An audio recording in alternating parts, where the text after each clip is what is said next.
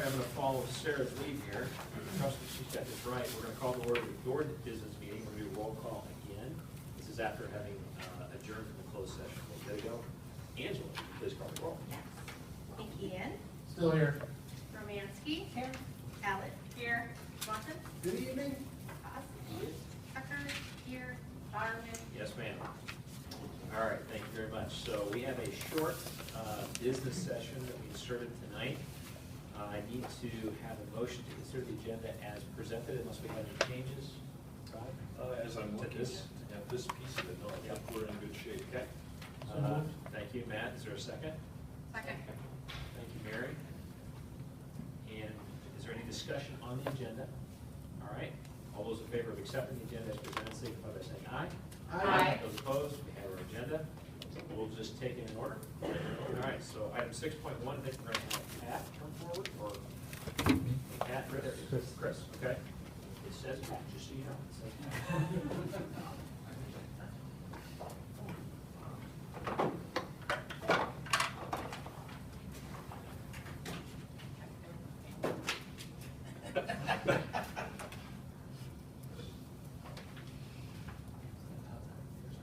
So for the purpose of either those in the audience or those at home, it'd be helpful to just take us through a very short reason why you're here, and then we'll take your recommendation and as a board take action on it.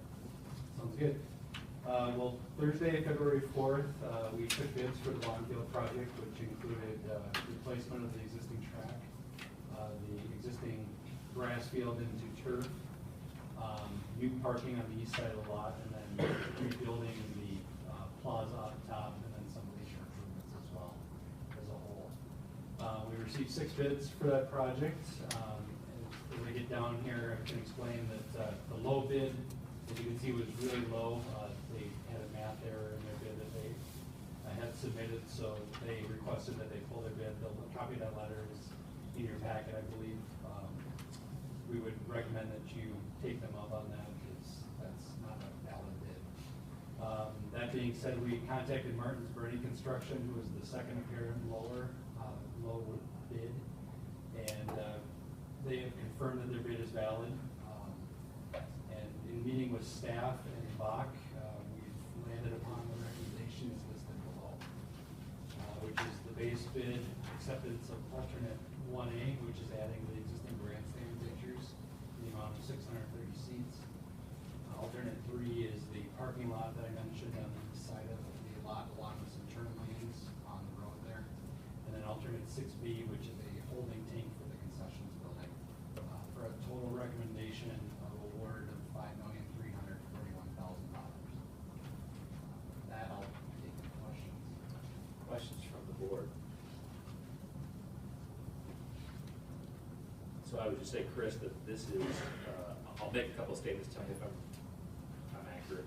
This is in line with projections that we had going into the referendum and what we anticipated to spend on the refurbishment, that's the right word, of Vaughn Field and the upgrades to Vaughn Field. So that's consistent. And then the items that are the alternates that we've accepted that take the base bid up to the 5.3 are items that we had some alternatives as both our consultants, the administration, Bach, and the board were saying these are the ones that we feel is appropriate to move ahead on, and that those 3 would also be part of the bid going to Martin's brand. So this fits within our overall budget scheme, and it's consistent with the plans that we've seen and drawing the scheme actually shared with the public. So folks have seen this, and no surprise, changes, big changes. Correct. Okay. Other comments, Angela? The items that we rejected, are they easy to do later on if we decided we wanted to add that feature? Many of them are, and we'll be looking at that as we move forward. There are also some additional items that once Martins Bernie is on board, then we'll consider to even further enhance or make further efficiencies to what is currently included. So absolutely, we've got time to do that. Maybe just a comment. Yeah, sure. You know, part of this experience is the community contribution that we intend to make, and our communications group with I believe it's Mary and Sean is members from the community are going to be helping us with a groundbreaking ceremony, a ribbon cutting ceremony in the fall, and then of course I'm really excited to be able to bring the kinds of things that this community has asked for so long. And coming through the school district as the venue, I think that's something we can be very proud of, because not only does it serve our student athletes, but it provides that bigger surface and that bigger area. Just one example is, I know we have many events such as our homecoming celebration, Hall of Fame. Well, in this project, we have just the perfect setup for the tailgating along the path there as they're entering. We've got in the new spacing in the plaza where people can almost picnic style get together and celebrate. And then of course the field and the new track to host all these events. I mean, it just really becomes a gathering place that we can be really proud of. And of course we know that doesn't happen without the tremendous support we've seen from our community. So it wouldn't feel right if I didn't say thank you, and it wouldn't feel right if I didn't say that this project will make people proud to come into this new Sabre Nation kind of a venue. Thank you, Rod. Any additional comments or questions from the board? All right, gentlemen, thank you very much. I'm looking for a motion to accept the bid for the contract of this, to award this contract to Martin's Peretti Construction as presented. Second. Tony? Matt, second. Any additional discussion?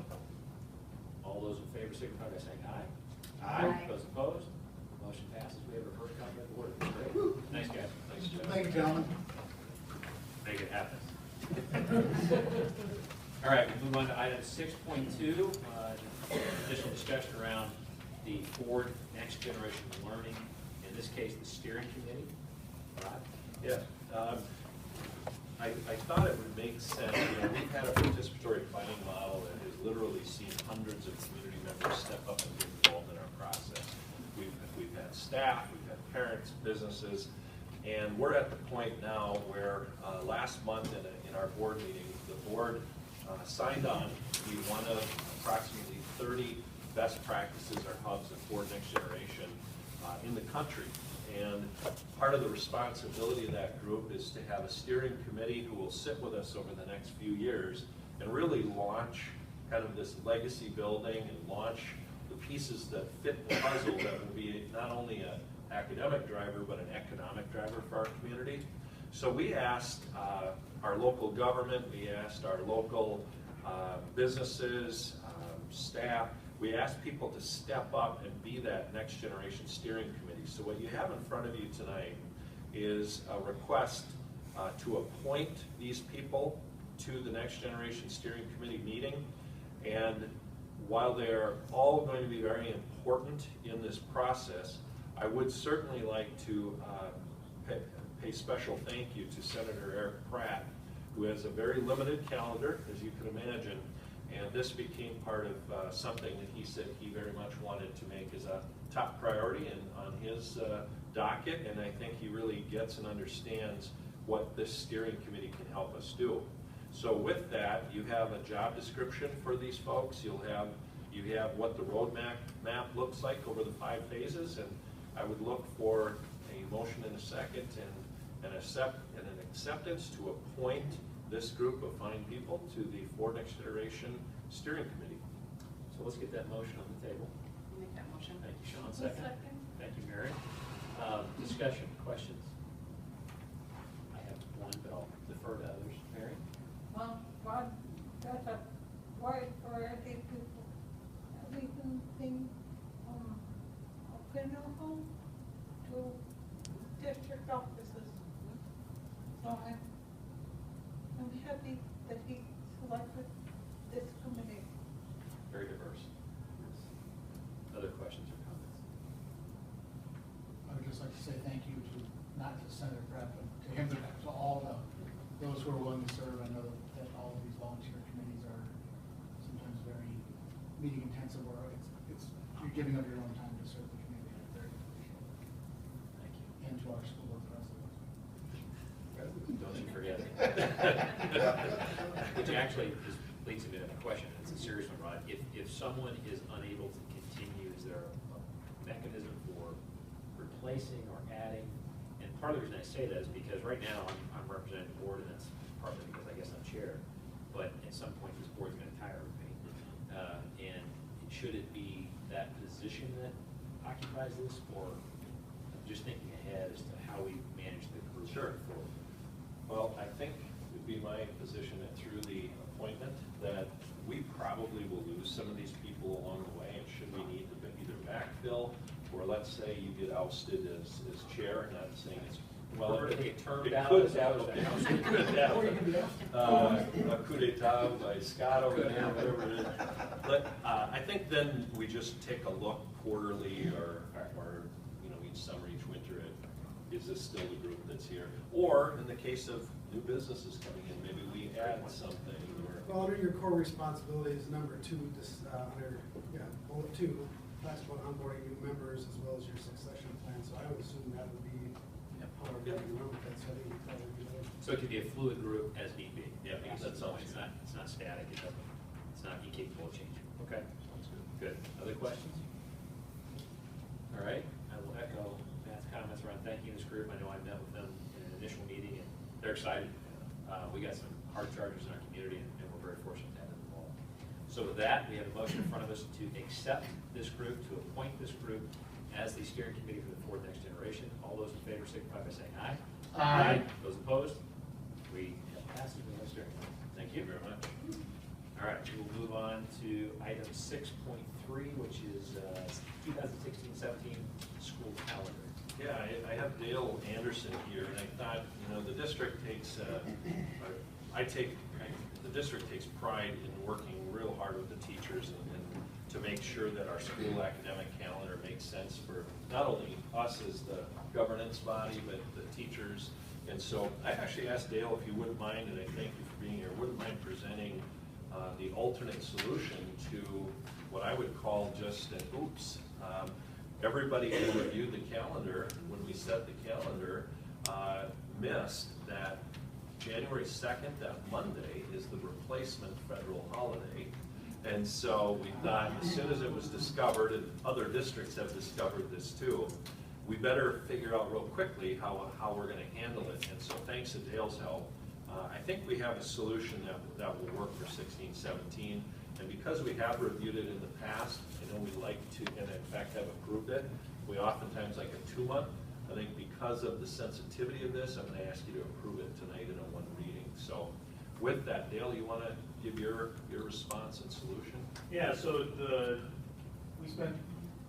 we do surveys every year trying to find out what teachers are most interested in and try to use that to kind of guide some of our input, because we know the board has the right to set the calendar, and so we really appreciate the opportunity to speak to what is in teachers' interest along that.